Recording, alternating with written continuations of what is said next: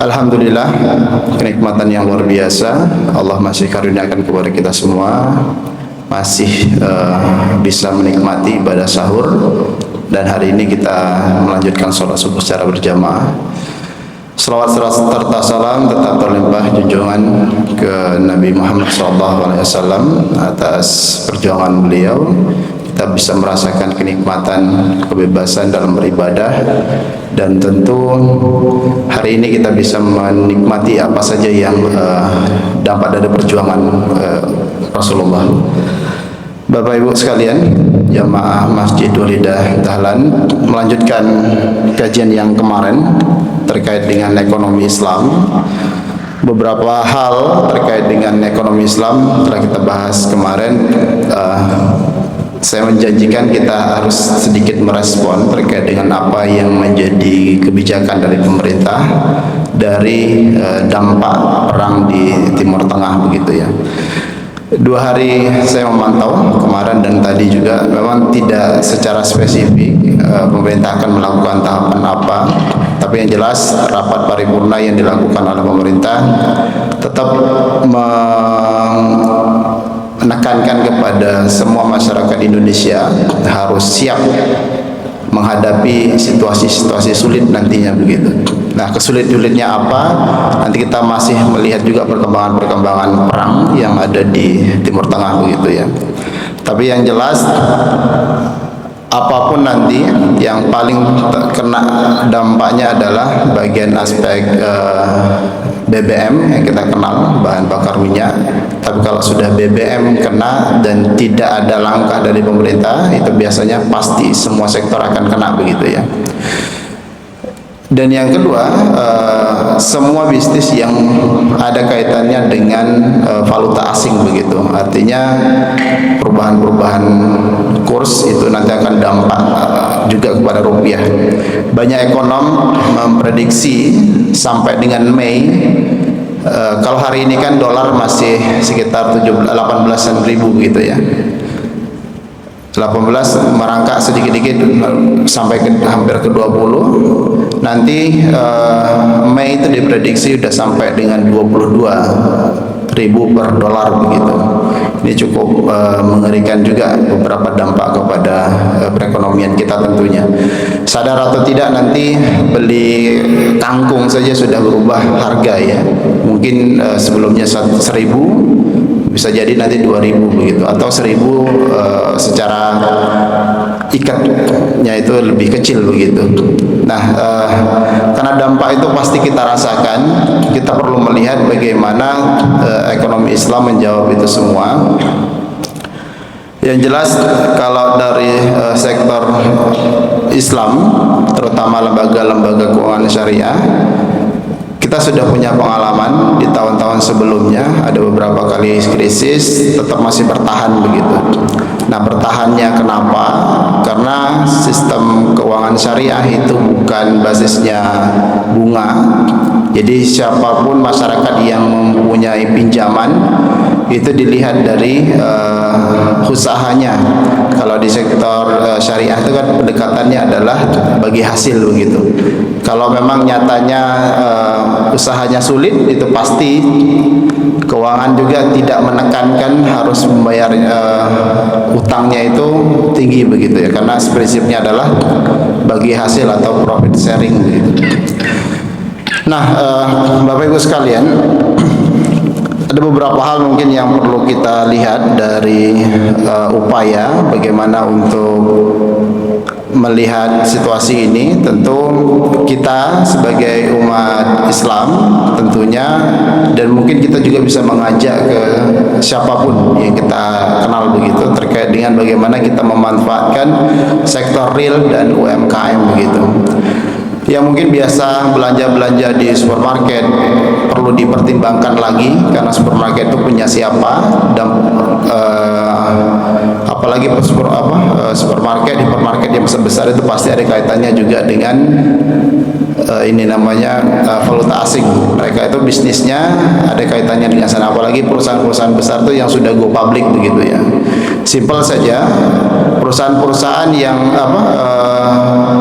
bisnis-bisnis retail yang ada misalkan minimarket dan lain-lain itu pasti ada kaitannya dengan sudah go public. Go public itu dia sudah jual beli saham di bursa efek begitu. Artinya dia punya kaitannya juga dengan valuta asing begitu.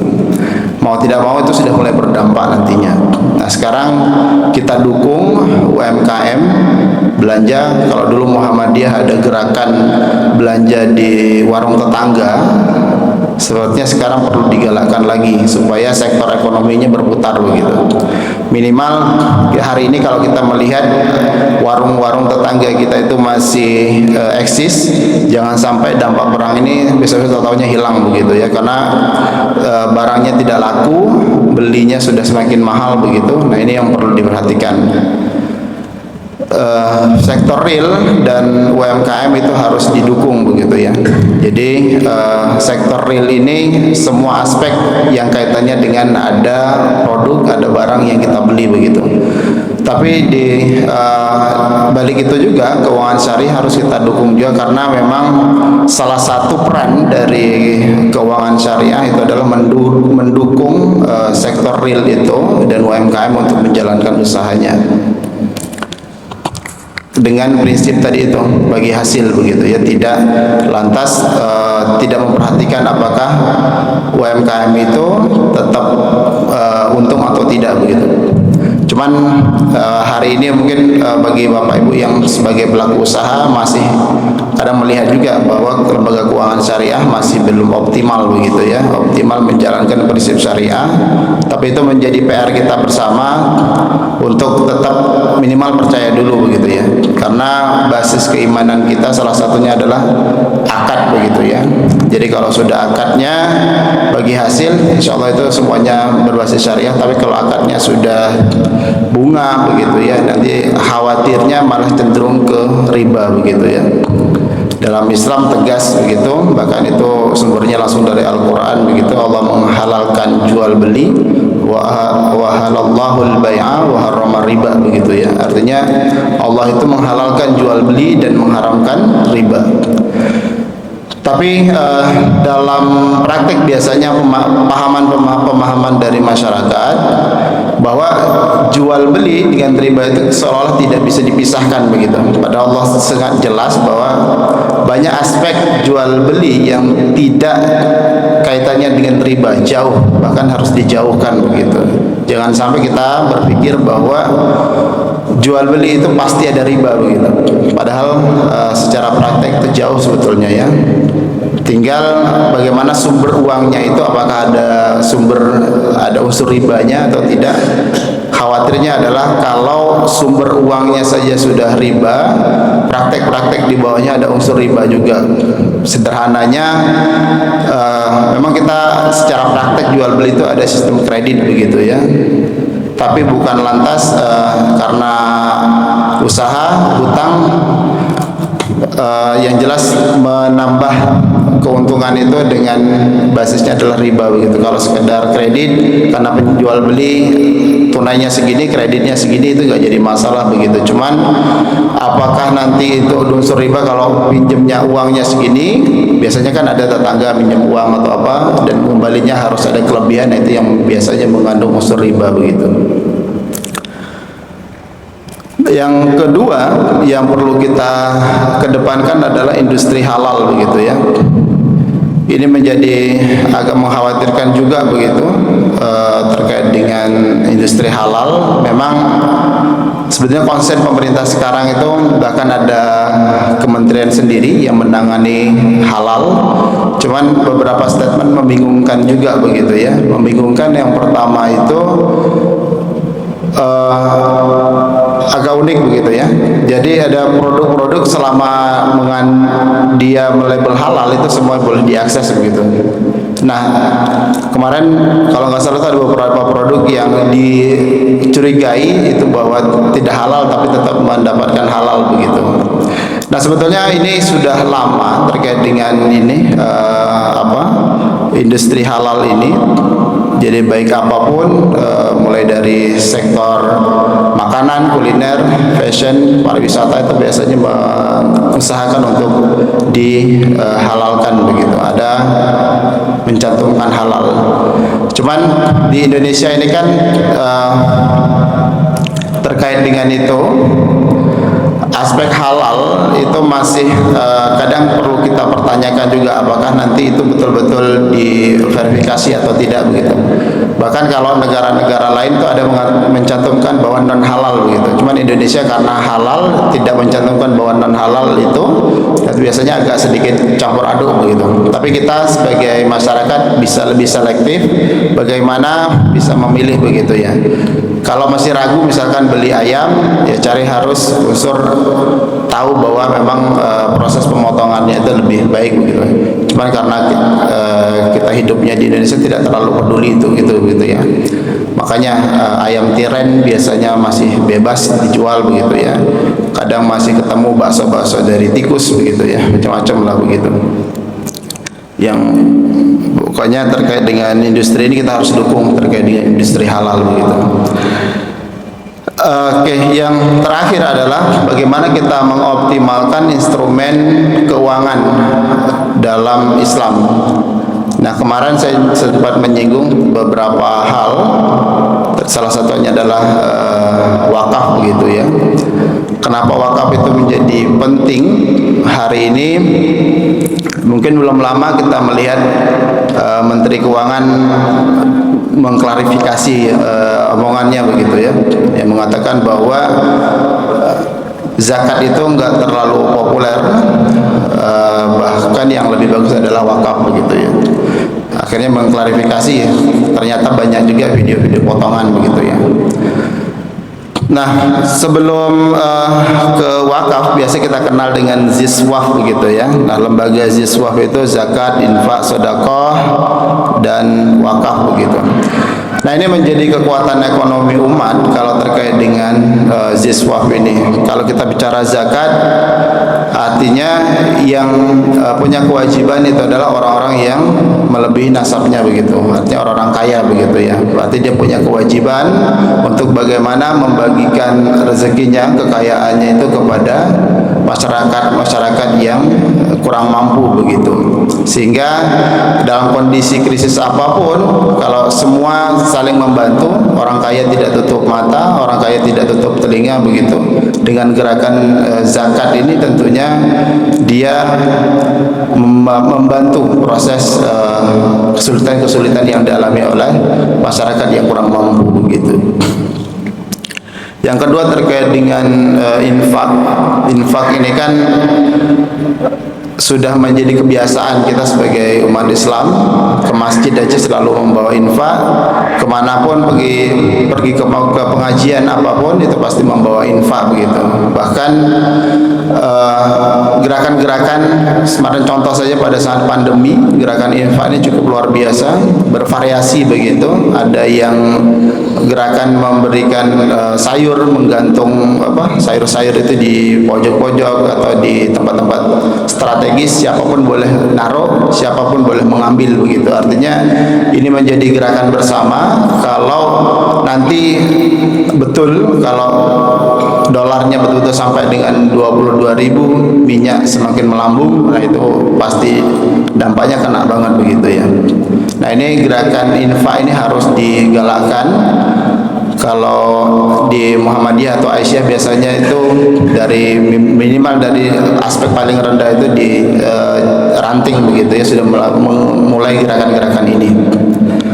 Sedekah juga, jadi infak sedekah itu biasanya saling berkaitan juga begitu ya, melakukan sedekah apapun begitu. Karena sedekah itu kan tidak, infak dan sedekah itu tidak harus kaya dulu, tidak harus memiliki kekayaan-kekayaan yang masuk nasabnya begitu. Jadi semuanya boleh melakukan itu. Dan yang terakhir dalam konteks keuangan Islam itu adalah yang namanya wakaf gitu. Nah, kemarin saya sempat menyinggung terkait dengan wakaf hutan dan lain-lain begitu ya. Kenapa misalkan kita menggalakkan kalau konteks wakaf hutan begitu? Karena memang musuh kita, musuh ekonomi itu adalah yang kemarin saya tekankan adalah oligarki.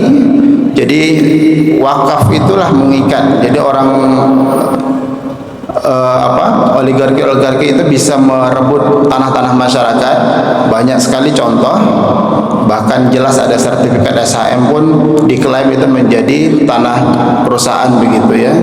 Entah bagaimana caranya, luar biasa gitu. Bantuan-bantuan mungkin dibantu sama Dajjal kayaknya ya. Luar biasa begitu. Artinya ada yang mungkin dajjal-dajjal yang berupa manusia, tanah-tanah masyarakat yang jelas ada SHM-nya tiba-tiba berubah pemilik begitu ya. Itu sejak zaman saya masih mahasiswa itu kita selalu memperjuangkan itu. Saya kira habis, sudah tidak ada lagi, tapi ternyata masih berkembang dan lebih canggih begitu ya. Dulu di tempat saya di Riau sana itu ada namanya hutan tanam industri itu, bahkan patok perusahaan itu sampai dengan setengah dari rumah masyarakat begitu, yang jelas tanahnya sudah SHM begitu ya. Perjuangan sampai demo jahit mulanya bukan cuma di plaster gitu, tapi betul-betul dijahit, kakinya dicor begitu, tetap aja nggak ngaruh begitu ya. Yang sampai bertumpah darah di sana juga banyak begitu. Tapi jelas kalau sudah distatuskan wakaf, kemungkinan perusahaan agak mikir-mikir begitu ya. Karena mau tidak mau mungkin yang terlibat untuk pembebasan lahan perusahaan itu kan ada juga lah orang-orang Islam mungkin kayaknya. Karena itu kaitannya dengan tanah wakaf, urusannya bukan hanya dunia dan akhirat juga gitu. Nah makanya kita coba untuk menggalakkan tanah-tanah kira-kira yang tidak produktif, tanah-tanah yang kemungkinan berpotensi untuk direbut sama oligarki itu mending diwakafkan dan itu dikelola dengan baik. Pasti kalau sudah tanah wakaf itu biasanya agak sedikit takut orang-orang itu untuk merebut tanah tersebut begitu. Bahkan untuk merubah statusnya dari tanah wakaf untuk ke perusahaan itu tidak semudah merebut tanah SHM begitu ya. Apalagi kalau di Jogja itu banyak tanah-tanah istilahnya itu Sultan Crown begitu, cukup cepat untuk mengembangkan ini. Itu Bapak Ibu sekalian terkait dengan bagaimana Islam itu menjawab, tapi yang jelas bagaimana kita tidak bisa acuh lagi melihat kondisi ini. Kita harus tetap jeli, tetap memantau perkembangan ini, dan kita harus melakukan gerakan-gerakan bagaimana saling membantu gitu. Minimal apapun yang bisa kita lakukan tadi, kalau kita punya kelebihan tenaga, kita punya kelebihan uang, tetap harus saling support, saling membantu, terutama bagi kaum-kaum yang sangat terdampak begitu ya. Yang terdampak itu pasti jelas dia secara ekonominya itu adalah menengah ke bawah begitu. Baik, saya kira itu Bapak Ibu sekalian. Saya tidak mencantumkan secara teks terkait dengan Al-Quran dan Sunnah begitu, tapi yang jelas apa yang saya sampaikan ini semuanya bermuara ke sana, biar kesannya ini pengajiannya tidak terlalu formal banget begitu. Kita melihat fenomena-fenomena yang ada begitu. Baik, terima kasih untuk perhatiannya. Saya kira itu. Mohon maaf kalau ada salah kata 2 hari ini. Semoga menjalankan sisa berapa hari sekarang? Berarti sisa Ramadan 6 hari lagi ya, menuju Ramadan akan meninggalkan kita, dan kita optimalkan untuk memperkuatkan lagi ibadah, dan apa yang sudah kita lakukan 24 hari sebelumnya itu diterima oleh Allah, dan sudah muncul bibit-bibit takwa dalam diri kita. Nah, ketakwaan itu cerminannya adalah bagaimana kesalahan sosial juga semakin terbentuk. Salah satunya adalah dari penguatan basis ekonomi Islam ini mulai dari lingkungan terkecil, akar rumput, dan apapun yang bisa kita lakukan dan kita gerakkan. Baik, terima kasih.